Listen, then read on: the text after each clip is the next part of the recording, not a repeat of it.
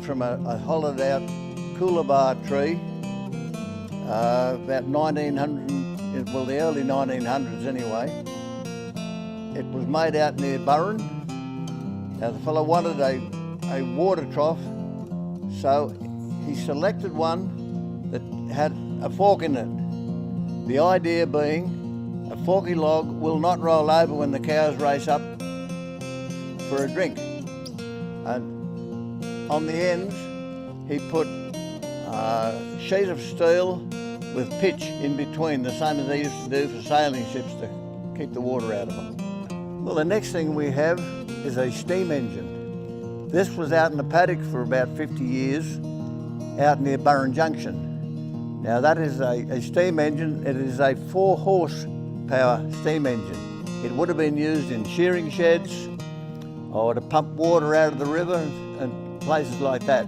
Now everything is still there. It's not in going order, but everything is still there, all the copper pipes and everything else. Now the next we have is the blacksmith shop. Now this was financed by Paul Carl. Now Paul was the man who the Australian government brought out to teach us how to grow cotton. Now he financed this mainly because on the front of the brickwork there's a lot of blacksmith's tools. Now Paul died 6 months ago, and at the age of 96, and those tools were his grandfather's blacksmith's tools that he brought from America with him. So they're very special. They still belong to that family, but he has loaned them to us so that we can show people.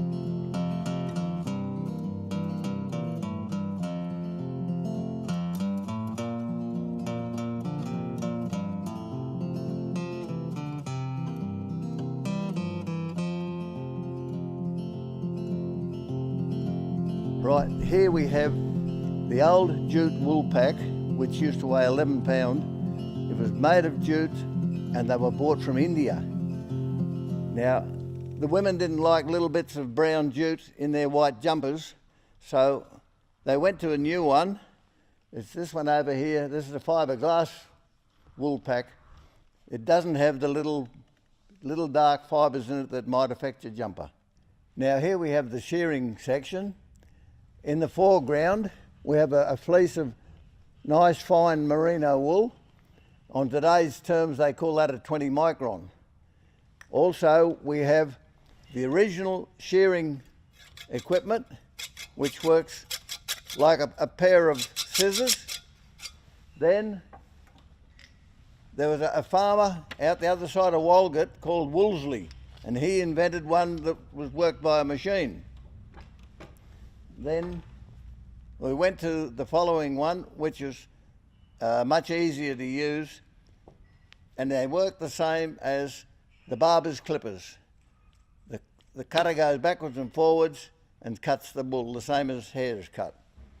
Now this is what they call a boiling down vat. In about 1880, the price dropped out of wool and it wasn't worth sending wool all the way to England. So the next best thing was they used to kill the sheep, boil them, and they'd sell the fat to England because they didn't have oil out of the ground, and they were using the animal fat to grease wagons and all that type of thing. We have an old 12-foot header for stripping wheat and oats. This was used about the time when some people still used horses and other people use tractors to pull their headers. It is ground driven. It has no motor of its own. The big wheel on the side of the machine, as it turns, it has a cogwheel in the middle of it, and that operates the entire mechanical structure of the header. Now here we have the timber section. The mural at the back was painted by the local art teacher, and that took her 14 hours to paint, which I find remarkable. I don't know how she did that. But now the saws that are shown, they are Hagen saws. They are today illegal. If you own one, you can use it, but you cannot hire anybody else to use it because there is no protection for the operator. Now this is a much smaller wheat header.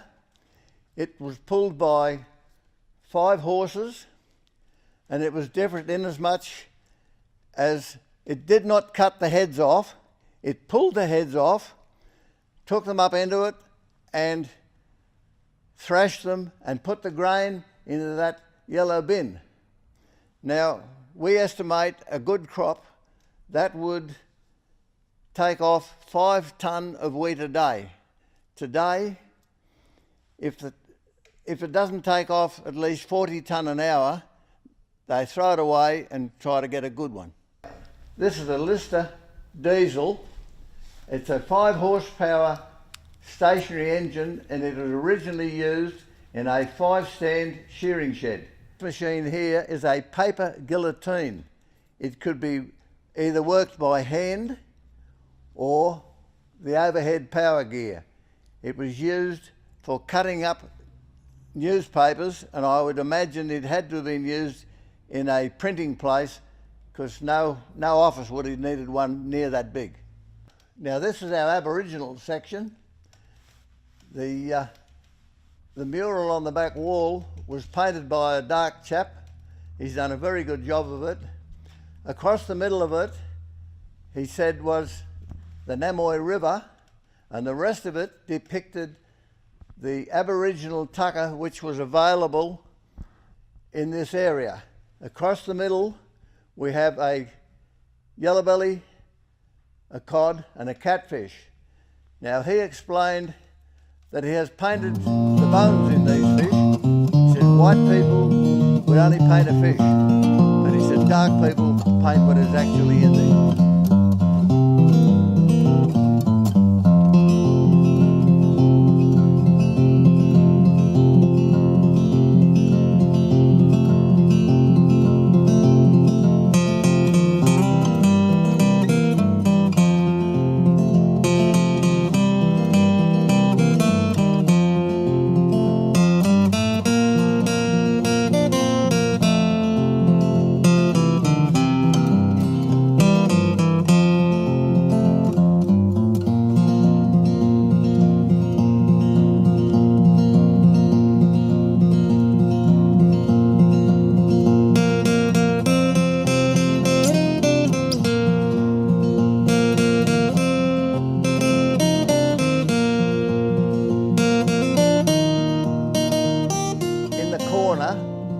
We have a military saddle. Now that would have been last used in 1918, when our troops were fighting against the Turks in the Middle East. It's a special saddle. It is very light. It has no knee pads, and the air can pass between the rider and the horse, and it's a big help to him out in the desert.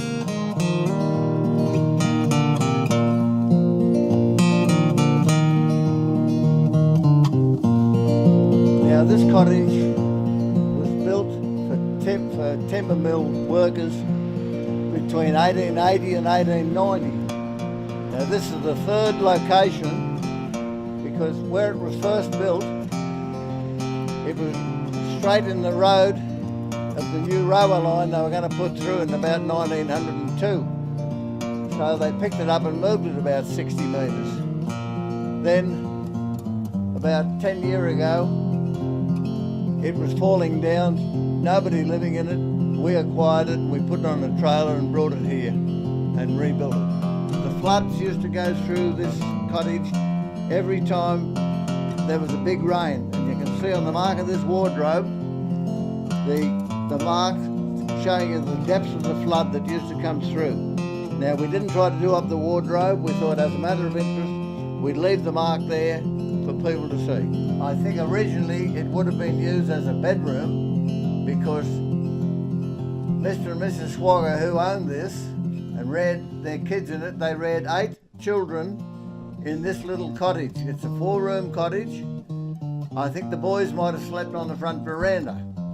But we were very fortunate on one occasion. A man from Taree came wandering in with 2 parcels, and up on the wall we have what he was carrying. It's the two photos of the original people who lived in this a long time ago. Here we have a really unique piece of machinery. It is a kitchen larder or kitchen cupboard. It was commercially made, because I have heard of two others like it.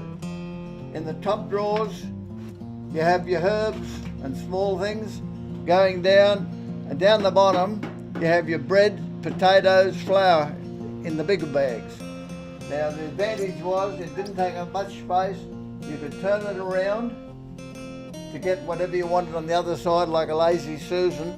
And not only that, underneath there on the one stem in the stand, there's also a bowl that holds water, and that would stop the ants from coming up and getting into your sugar. Normal kitchen for back in those days, a little kitchen cupboard, a little bit of gauze on the side, no cooling at all, and the only lighting they had was kerosene. And here is something this is the only one of these I've ever seen. It must have been the original mix master. I've seen plenty of the mixers, but not attached to a bowl like that. Now, over in the far corner, there's the meat safe. I can remember my mother having meat safes like that. Then you have the old fuel stove. Now, this place did not have a bathroom. So, if Mum and Dad wanted to have a bath, they'd give the kids a bath first, put them into bed, and then they'd have an old wash tub and they'd put it in front of the stove, and there they'd have their bath and where it was warm. There's a Singer sewing machine.